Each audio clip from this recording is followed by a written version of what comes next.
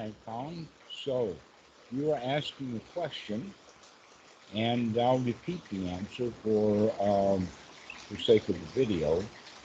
Is that our destinies are formed through our habits, and our habits are formed through our actions and behaviors, and our behaviors and our actions are formed through our speech, and those are formed through our thoughts.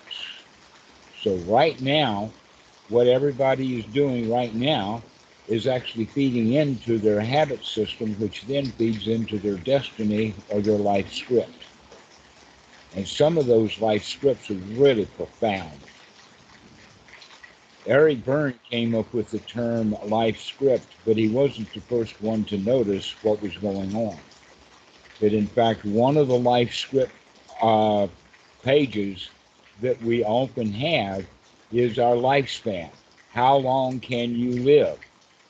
And a lot of people will have a person in their life that they choose, the person that they like when they're a child, and then the lifespan of that person becomes their lifespan. Eric Berne talked about it in the sense of his dad died at the age of 56, and so did he. After he wrote about it, he didn't get out of the script.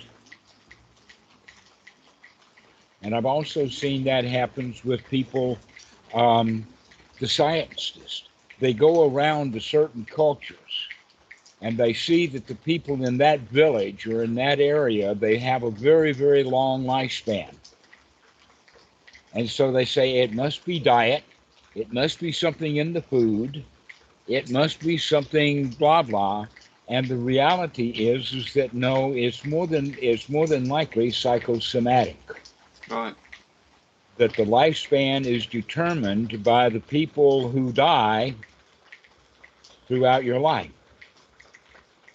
And you can actually program that in advance if you know it. You see, most of the time when things happen like that we're not aware of it, it happens to our disadvantage. But if we know that that's happening, then we can start to have thoughts that will bring it to our advantage. An example of that is that in my family, on my mother's side, my great-great-grandmother was born in 1859 and died at the age of 103 when I was about 14. And I was a pallbearer for her. Her daughter, my great-grandmother, died in her late 90s. She had 4 girls. My grandmother had 3 sisters. They all lived over 100 except for one. And the joke in the household was that it was a premature death at 97. Now my mom, she lasted until 97 also. She was scripted to live that long. Right. Okay, so what am I going to do with that? Scripting myself also for 100-year-old. Right. Which means that I've only got 22 years left. Maybe I should change that script.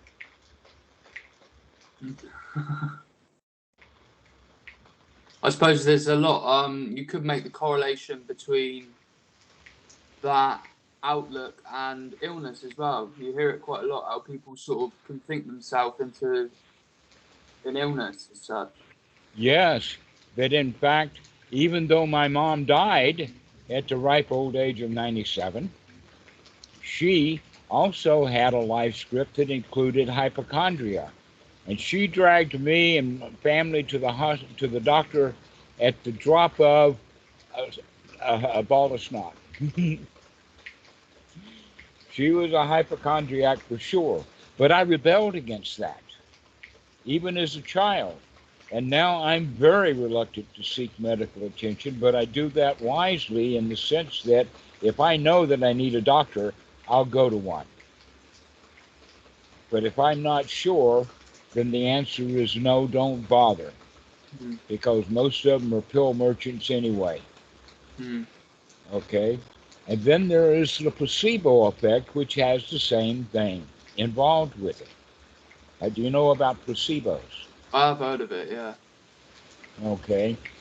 The normal scientific work with placebos in blind studies puts it about 28%. So if you get a pill, whether that pill is a placebo or an actual pill that they're testing, they have to factor in that you're going to have an effect upon that at least 28% level. So they can give you a sugar pill, and if you fall into that category, you'll get better because of the sugar pill. Mm. Even though that it wasn't really the medicine that they were testing for. They told you it was, and you believed them. Okay? And this is actually wrapped up very tightly with the teachings of the Buddha. If you change your mind, you'll change your life. If you change your attitude, you'll change your life. Didn't he say something along the lines of all we are is a product of what we thought? Well, that certainly, I don't know if that's actually what the Buddha taught. I don't have a sutra reference for that particular line, but it's certainly true and has been well known within Buddhist circles for many, many centuries. That we make stuff up. And then we live our lives according to the stuff we've made up. Yeah, I That's noticed. Christianity for you. Mm. So this is why the practice is so valuable, is because you can start to have wholesome thoughts. In the sense of being ill and hypochondria and seeking out medical attention, Bhikkhu Buddhadasa was actually very much in line with the way that I'm talking now. I didn't even get my positions from him. I just know that that was it.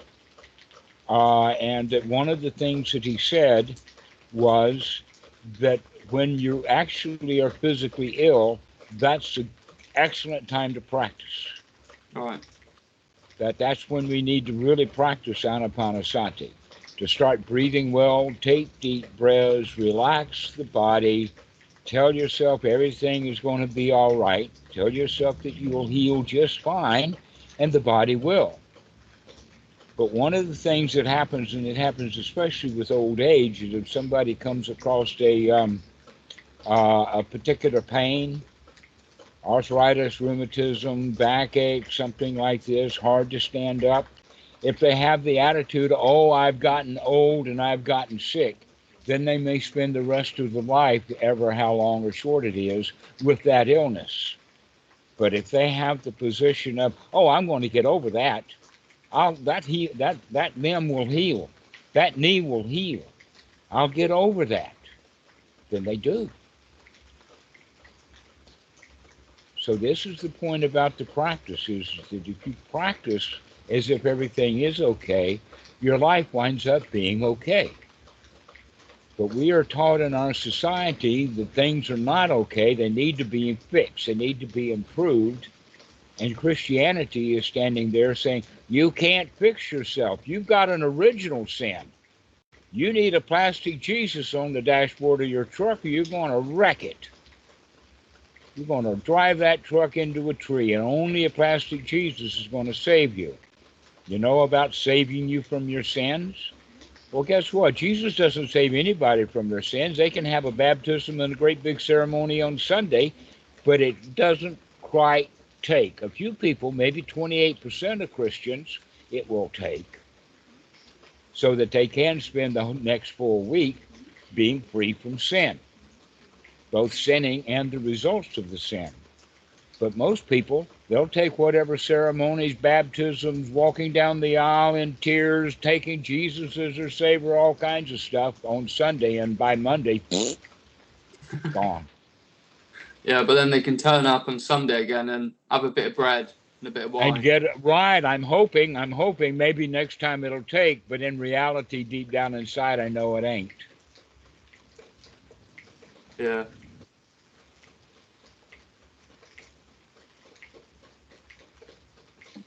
So that attitude is the main point. Oh, and I got to tell you a story about Bhikkhu Buddhadasa, because he was well known within high circles. The king of Thailand actually visited Wat Suan Mok when I was there, and oversaw the digging of a huge well so that the Wat would have water, because up until then they relied upon rainwater with huge catchments and great big barrels and big buildings actually built for storage of water. So the king knew Bhikkhu Buddhadasa, trusted him greatly. So when Bhikkhu Buddhadasa got really ill in his old age, 87, the king of Thailand was alerted and wanted to send his own private helicopter down to pick up Bhikkhu Buddhadasa and take him back to the best hospitals in Thailand, back in Bangkok. Bhikkhu Buddhadasa wouldn't go. He wouldn't go to the hospital. He would rather die naturally than have the doctors do it to him. And boy, there was a big kerfuffle over that, because there was a whole bunch of doctors and nurses and scientists and all, and a lot of lay people who really wanted to go work on him, and he wouldn't have anything to do with it. Meanwhile, all of his friends at Wat Suan Mok were saying, let things be natural. So I thought that I'd tell you that story. That really, really kind of nails home that issue about it's your mind. Mm. And you can die happily. You don't have to get medical attention to die happily. And in fact, that's one of the big issues about medical science, is they have not been able to prevent even one death. Not even one. Every doctor, every patient of every doctor, either the doctor dies first or his patient dies first. But no doctor has been able to save someone from death. They can save them temporarily. But in fact, Jesus rose Lazarus from the grave, and the best estimate that they have is that he only lasted 30 years. I mean, if Jesus is really going to do a miracle, where's Lazarus? Isn't he still walking around as a young man? Nope, he croaked. So we all die. The question is, how do we handle our death? Mm. Or a better way of talking about it, how do we handle our ideas of death? Because most people go around being afraid of death their whole lives. That in fact, is built into our DNA, and it's called the self-preservation mechanism. Mm. That's why people will go hop up and go to the doctor, because they want to live. They want to live. I mean, that's the underlying fear, isn't it? And all self-preservation sort of stems from that. So if you're going to try and face that consciously before you die, how would you go about that then, getting over death? Well, there are several things that, in fact, the worst of it, or the best, depends upon your position, is that at one time the Buddha used the local charnel ground, which was basically the city dump for human bodies, and people went and deposited bodies there, and that it became a charnel ground meditation. And then the Buddha took a hike, and he came back a few months later and asked, well, where is everybody? And the answer was that they got so in tune with all them dead people that they X'd themselves. They were ready to go. Now the question is that a good idea or not? And so there's other things. I was actually introduced by Kawenka to, he had an old video of an autopsy. Really? Mm-hmm. And there's autopsy movies on YouTube. I tend, by the way, to use the autopsy that Mel Brooks did in the movie called Dead and Loving It. And in there, his point as an old professor at the medical school was to have all the students pass out during the autopsy, because that's pretty, we get squeamish. For instance, if there is a big accident when you're a kid and you see that arm, that's broken, maybe a compound fracture with bones sticking out and that kind of stuff, then we see ourselves as that's my arm, and we get really squeamish. So we see that dead body, oh, that's me dying or dead. Or we see that autopsy and we imagine it is me that's laying on that table. So doctors have to get over that. If you're going to have a good doctor who's going to be able to set a compound fracture, he needs to see it as a job to do rather than as me, my arm is broken. But that's where the squeamishness comes from, is our self-identification with all kinds of problems that occur in life. For instance, when Donald Trump says what he's going to say about his next administration, people will say, oh no, it's me he's going to hurt. Or, oh no, it's me he's going to help. And so it's that self-identification. But with wisdom, we can say, all right, the Republican Party is screwed up and as messed up as they are, that's just them. And the Democratic Party, whatever shape they're in, if they're messed up too, that's just them. It's not me. I am not a Democrat. I am not a Republican. I'm not even a me. This is the teaching of the Buddha. Stop identifying with things, because when we identify with things, we take on that value. Yeah. And so a chow in your bag. Pardon? A bit like I talked about picking up shells and putting them in your bag. It's just more. Yes. Yeah, that we do that. A friend of mine who's living at the Wat, when Pumpui had a big sore, I put my finger in that sore and was rubbing some old Tiger Balm or something in there, and he got really squeamish when you can put your finger in an open wound, because he identified with that wound being his. So that's where squeamishness comes from. But if you can become unsqueamish, then you can also become unsqueamish about your own death. Right. And then the next step along the way would be figuring out how you want to grow. If you had your choice about how you were going to croak, how would you croak? How about falling out of an airplane and getting a great big nice vista on the way down?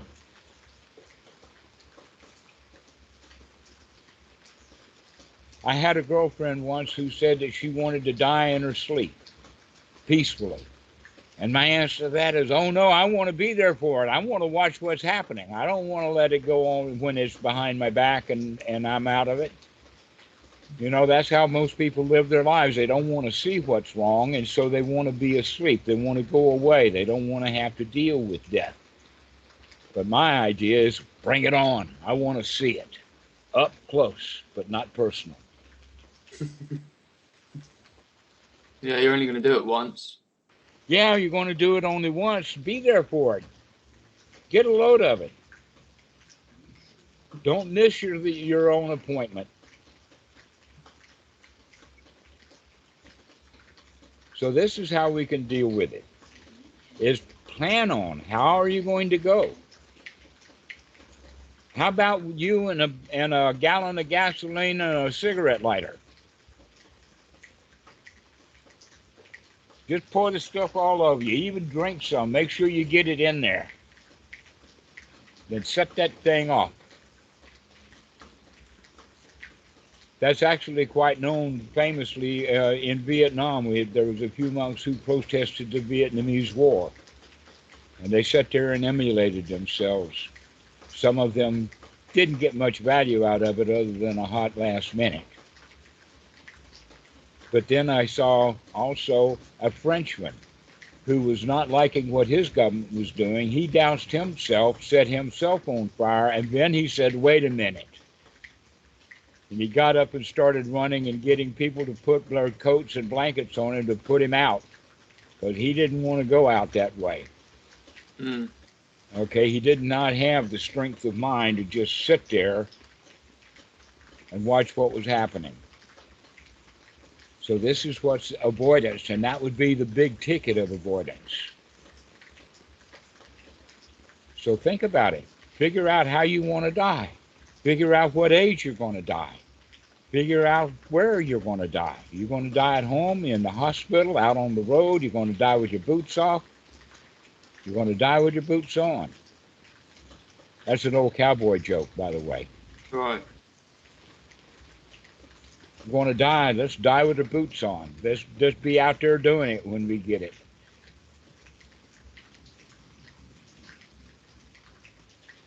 So see, here we can sit there and talk about death, and right now it means nothing to you. Yeah. But I bet at one time we would have had some of this conversation, and it would have freaked you out. This kind of conversation freaks some people out. Why? Because they identify with it rather than just seeing it as an event. I think it's more the thought, or the thought of non-existence rather than the means of going, that scares people. Yeah, well, what's wrong with non-existence? I mean, there was a time when you weren't existing. There'll be a time after. It's only a short time that we're existing, and most people don't even enjoy that. Yeah. Whippy, we're alive and we're going to die, so let's make the best of it. This is part of the teaching of the Buddha. Now, here's something very interesting. You know, Christians got an idea of heaven. They talk about it in the sense of golden streets. I've also seen a lot of it when they've got clouds or fog that's knee-deep, which means that can't see where you're going. You stumble around. You stumble over that golden pavement or whatever. Not only that, but if you get some forgiveness, you can go to heaven, which means that all the pickpockets, all the philanderopers, all of the murderers are in heaven, doing what they used to do, doing what they know how to do. So there's a lot of pickpockets going on, a lot of killings going on in heaven.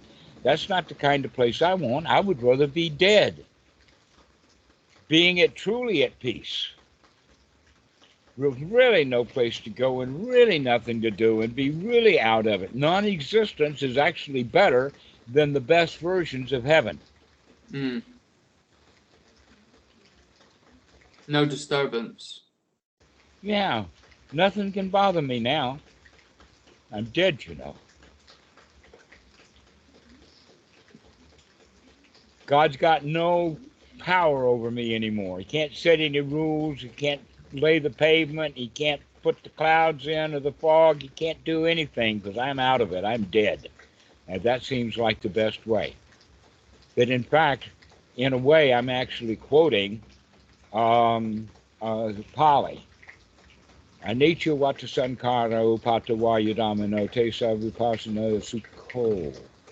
The highest death is sukha. The highest sukha is being dead. The highest peace.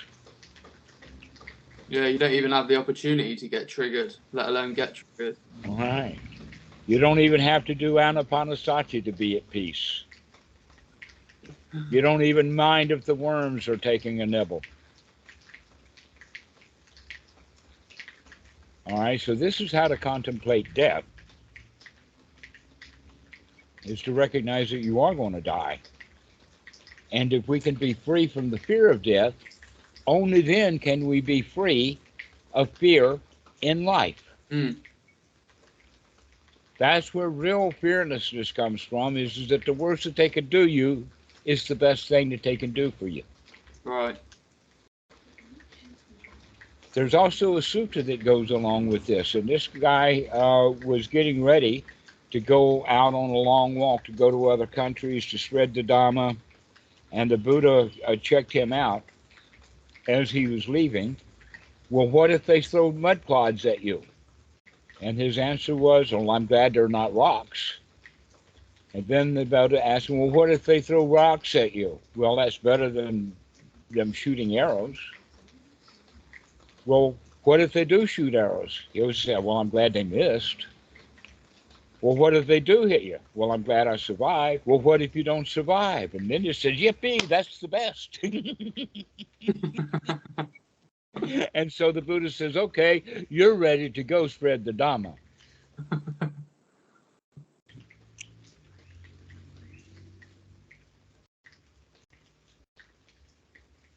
So This is the life script that we have, and many of us are scripted without even knowing it, and much of that scripting has to do with fear.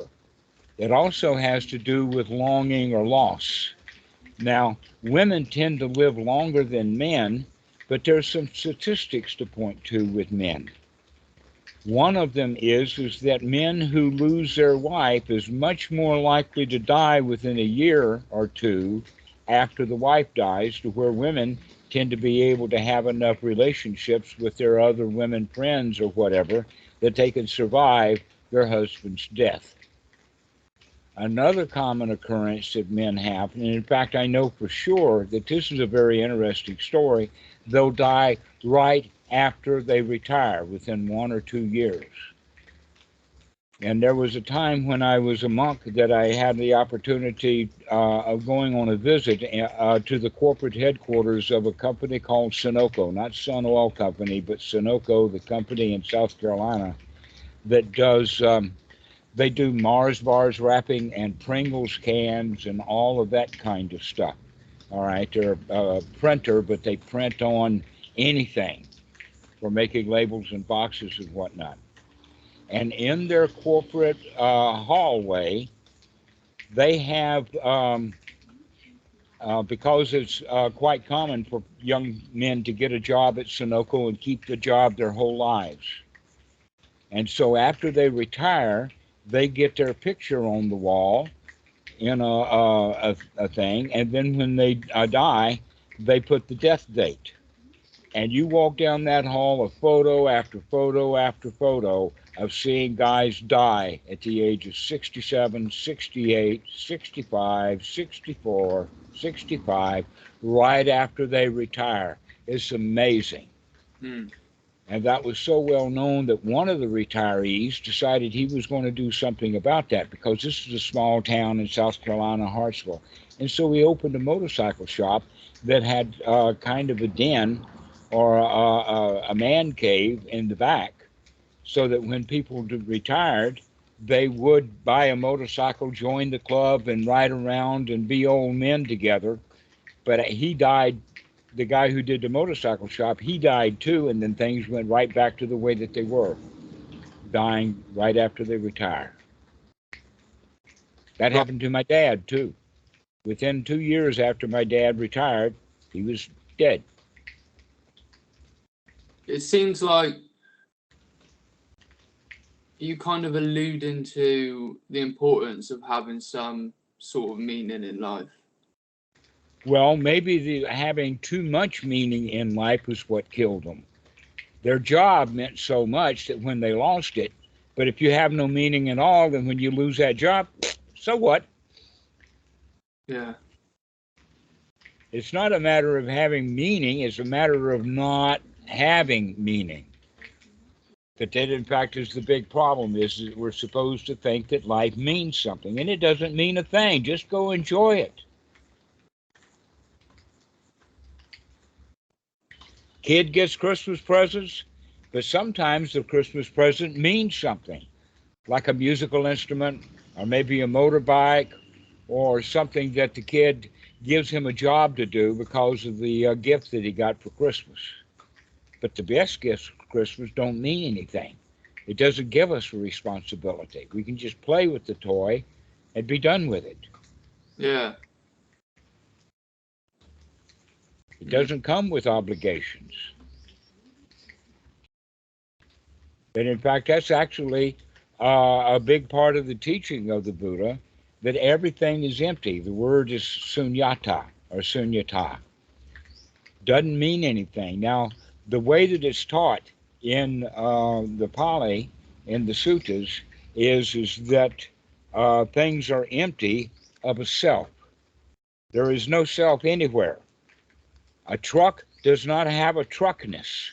It's just parts, pistons and rods and motors and transmissions and seats and steering wheels, but there's no car there, except in the mind of the people who want it to be a car. Ordinary language. But the reality, the ultimate reality is that there's no carness there. In the time of the suttas, this was a conversation between Melinda and Nagarjuna. About the And chariot. Hmm? About the chariot. Yeah, that's the story of the chariot. There's no chariot there. The chariot is in the mind of the king. But the basket doesn't exist. That's just the way that reeds are woven together. It creates the delusion that there's a basket. Okay, and so what you've done is you've woven together all of your experiences into a me. And that's why people want to have meaning in life, is because they want to define who they are. But the reality is that we're not defined, we're moving target. We move from one thing to another, and we don't even notice. For instance, people will talk about their childhood memories. Well, everything about those memories are gone. All of the body has changed completely. All of the cells, all of the neurons, all of the hair is gone. There's nothing left.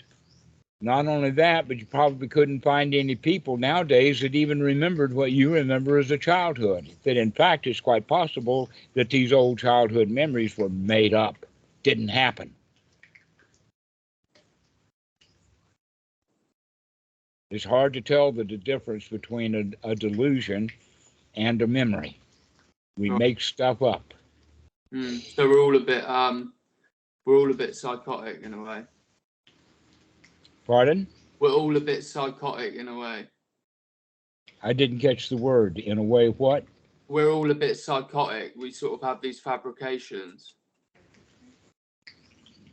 I'm still not getting the word. Can you slow it down?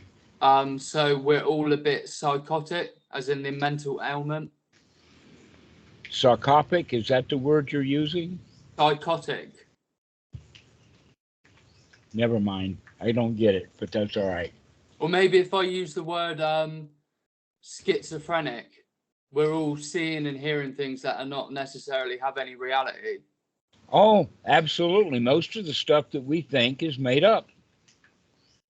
That in fact, the hard way of saying it, the funny way of saying it is, you made that shit up.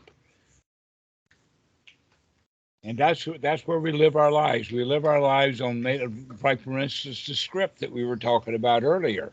We made that script up. We saw Uncle Johnny. We liked Uncle Johnny, and when Uncle Johnny died at 85, we say, okay, that's my time. And we might ever even say it. It might not be up to the level of conscious. But 85 rolls around, Uncle Johnny goes, so do I. We make that stuff up. So be careful of what you make up. This is what practice of Anapanasati is really all about, is let's stop making up unwholesome thoughts and start making up some wholesome ones. I mean, emptiness, when it's realized or understood, it seems it can be either complete freedom or just very, very unsettling. Well, the unsettling is made up and the freedom is made up. Your choice.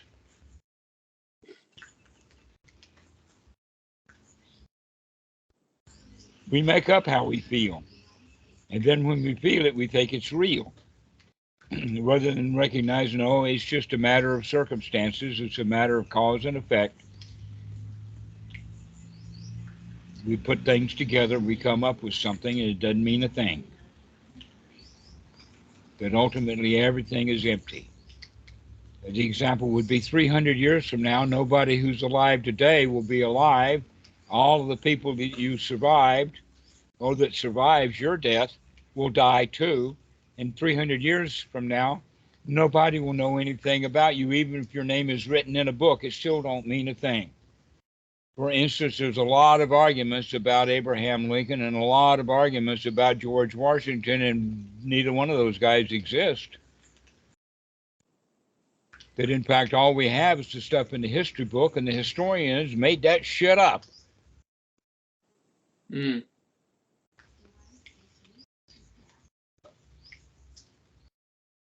And so nothing's real. We don't need a matrix. The reality that we have, we don't live in.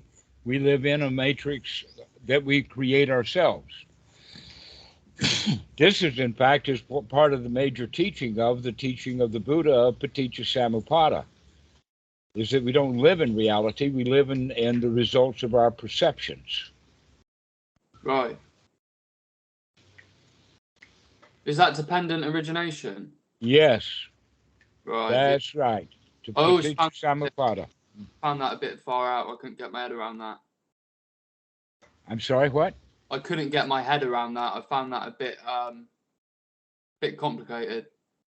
Well, it's not. It's quite simple. What's complicated is the fact that it's translated badly. Right. Because the people who translated didn't understand what they were translating, so they made shit up.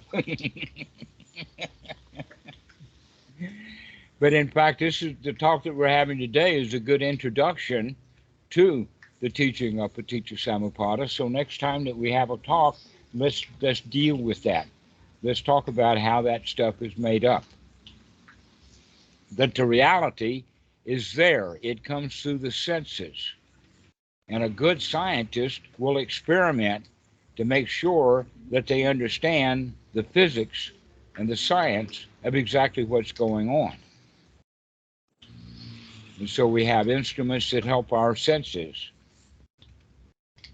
For instance, night vision goggles does nothing more than change the frequency so that we could see things that are in those goggles that we couldn't see with the naked eye, but the goggles and the software inside of them does a phase shift, literally a phase shift, to shift things into a realm so that the eyes can see it. And so the human eyes are not very good. We don't really get a good detection of reality. Just like the Hubble telescope. They were able to see a lot of stuff with that telescope that they couldn't see before, but now they've got the James Webb, and the James Webb telescope is showing that the Hubble telescope was missing quite a lot of stuff. But the human eye really misses a lot of stuff. Mm.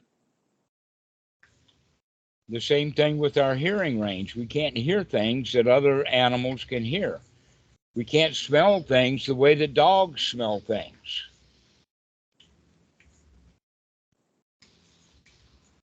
And so our senses are not very good. But then after we gather that data in, it doesn't give us great understanding. We don't know what's going on. The example would be that anytime you see something brand new, you try to make sense out of it by comparing it with something that you already knew, something old.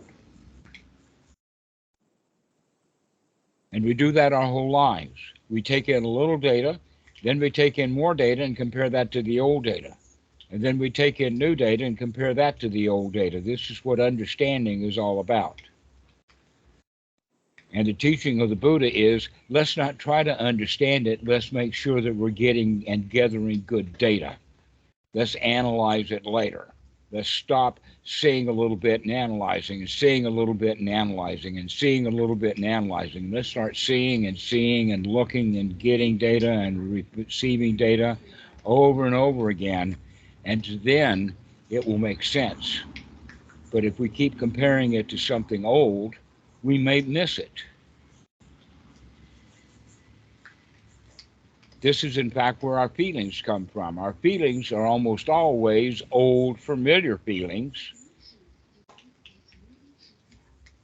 And when we see something that's new, we'll compare it to something old, and then we'll wind up feeling new the way that we felt old.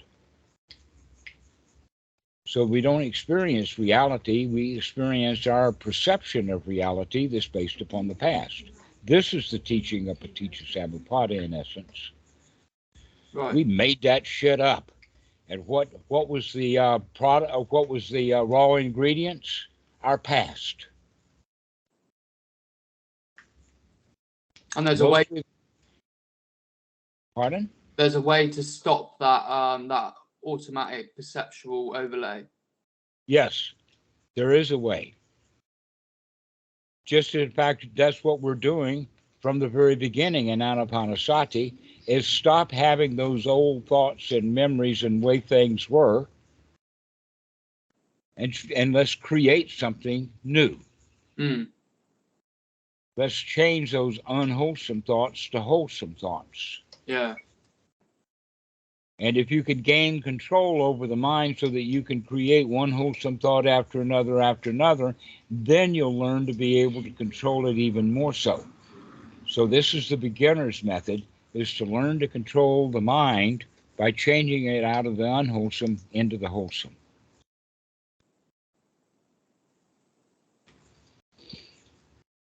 Instead of living that life script that we made up and set aside, let's start living in this present moment. Mm.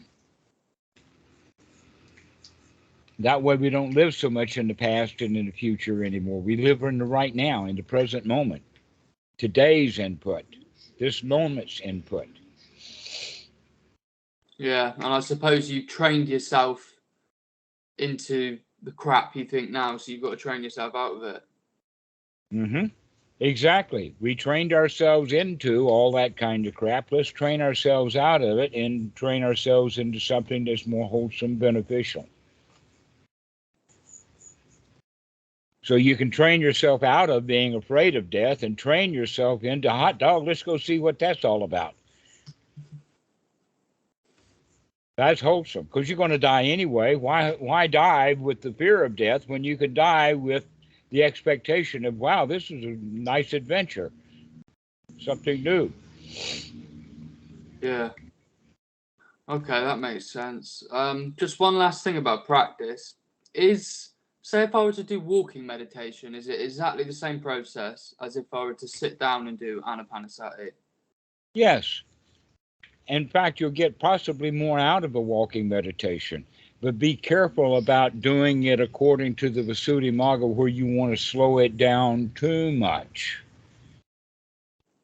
That in fact there is a middle path. The Buddha's teaching is a middle path with everything. And so we normally walk briskly, and so that's one extreme. Let's slow it down some, more of a middle path, so we can begin to be in touch with the body, in touch with our environment, see where we're walking, watch where you're going, watch what you're thinking, and be able to take control of that. But you can do that in any posture. That in fact, another time when it would be very valuable is when we're standing, like for instance, standing in line, like at the airport or waiting for a doctor or getting movie tickets or whatever. Notice when you're standing in line and you're in a line with other people, how fidgety they are, how upset, how uptight. They don't like standing in line. They're full of sankara, right? Can you stand in line, because that's the thing that needs to be done now? Can you stand in line happily? Can you watch your body movements? Can you see what you're doing? Rocking and fidgeting and not liking it. Mm. And that's mindfulness of the body, is just being aware of where it's positioned in space. It's sort of it's as simple as that. Yes, that's part of the practice, is to start watching the body movement. Start watching what we're doing with the body. When your hands are grasping and reaching, know that they're grasping and reaching. Slow it down a little bit. Take control over what's happening. Stop doing things automatic or some semi-conscious. Instead, bring everything that we're doing to conscious. Start watching what we're doing. Slow it down so we can inspect it very well. Yeah. And when you're doing nothing, sitting on the floor or sitting in a chair, doing what we would call meditation, that's the time when we really would slow things down and start watching really what's going on in the mind, with the understanding that if we can see it, we can change it. We don't have to get stuck in the old habits. We can do something new. Have new thoughts. have new feelings, have new speech, have new behavior that gives us new habits and a new destiny, a new life script.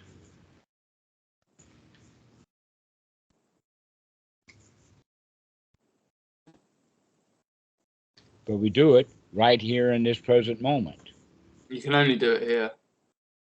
Then we do it again, and then we do it again, over and over and over again, because over and over again it's still right now, and now is the time to do it.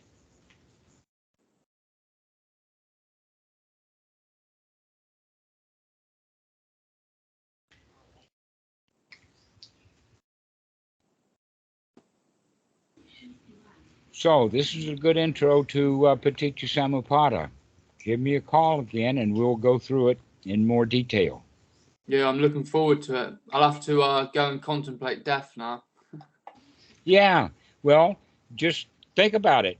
Contemplate it in the sense of, hey, man, I'm going to die. How do I want to do it? Do I want to do it by being beaten up by prison guards or other prisoners?